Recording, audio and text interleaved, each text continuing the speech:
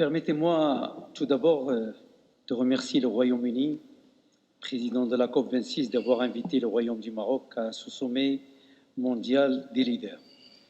Je suis particulièrement ravi de nous voir y aborder le thème de l'innovation, du déploiement de la technologie propre, qui se trouve au cœur des préoccupations, de nos préoccupations communes.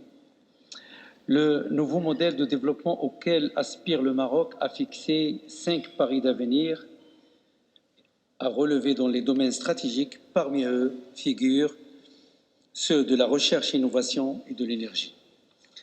L'engagement du Maroc dans une dynamique de transition énergétique est un choix politique volontariste porté au plus haut sommet de l'État par Sa Majesté le Roi Mohammed VI, que Dieu l'assiste.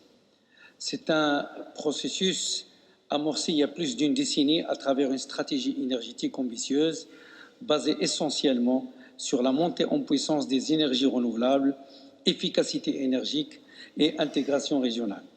L'ensemble orienté vers l'innovation adaptée et le contenu local. Actuellement, 50 projets d'énergie renouvelable cumulant une puissance installée de 3 950 MW sont déjà en service. En outre, plus de 60 autres projets sont en cours de développement ou de mise en œuvre. Dans la continuité de ces efforts en vue d'accélérer la transition énergétique, plusieurs mesures sont entreprises pour développer la biomasse énergie, les énergies marines et l'hydrogène.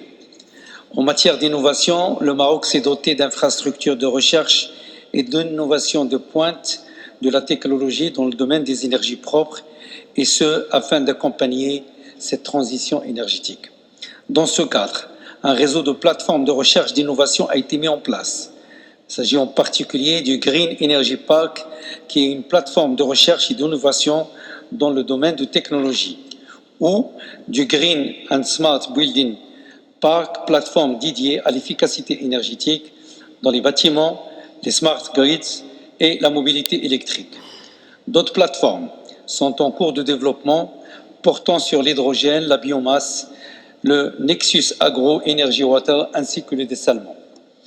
Des grands efforts sont également déployés pour faciliter le financement de ces projets, et ce en encourageant une forte participation du secteur privé national et international.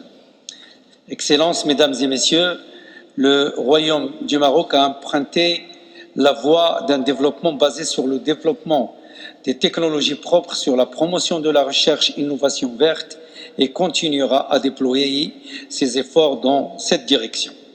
Afin de conclure, je souhaite féliciter et remercier tous ceux et celles qui sont derrière cette initiative visant à garder l'objectif de 1,5% atteignable, et vous assurer du soutien du Maroc à la déclaration globale de Glasgow et au lancement des percées relatives à l'énergie et à l'hydrogène. Merci.